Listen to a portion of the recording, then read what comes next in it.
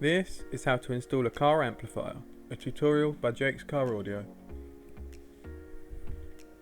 There are three main connections for any amplifier: BATT, REM and GND. BATT means battery connection. This is done with an appropriately sized red power cable with a fuse within 1 foot of the battery. REM is remote wire, which is a small wire running from your head unit to tell the amp when to turn on and off. GND means ground. This is usually a black cable and is just as important as a power cable. RCAs are on both your amp and head unit. These are used to connect your audio devices and carry audio signals, essentially your music, to your amplifier. Anyways, here's a list of things you'll need.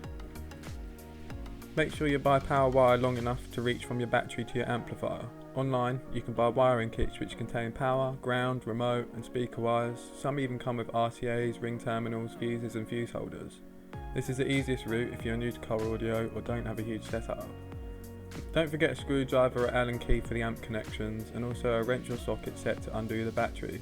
You might need a crimping tool if you're attaching ring terminals yourself, but I personally use a hydraulic crimping tool. It makes it much easier, even with thicker wires.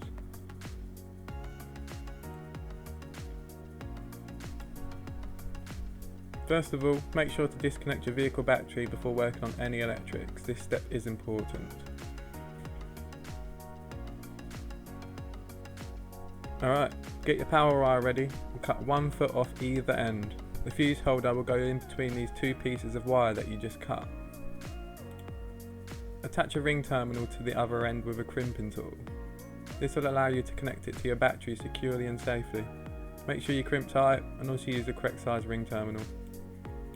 Now the battery ends are done for the power wire, go ahead and grab the opposite end of the cable. Push it through your firewall and then route this to your amplifier. You can pop out plastic panels and hide the wire in behind for a neater install. Now you have the other end of the cable near your amp, strip the end off so you can wire it into the amp. If you don't have wire strippers, you can just use a pair of scissors.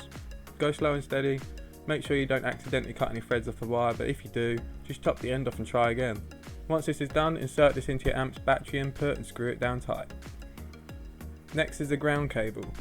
This is usually the shorter black cable. It should be the same thickness as your power wire, but it doesn't need to be fused.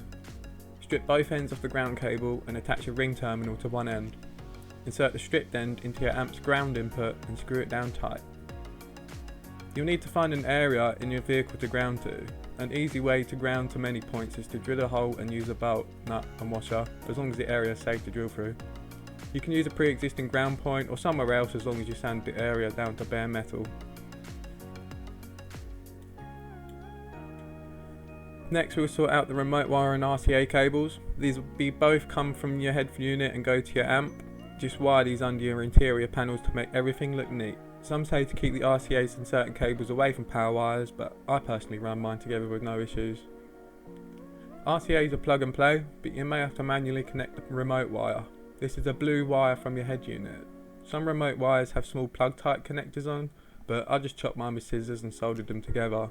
You can temporarily twist and tape the wires together or even use a terminal block, but my favourite way is to solder in heat shrink. After running them through your car into your amp, plug both ends of the RCAs into your amp and head unit. Strip the end of the remote wire and wire this into your amp's remote input.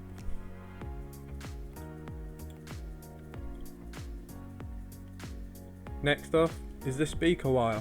This is much easier as it's just directly from the amp to your sub or speakers. Use the appropriate wire size for best efficiency.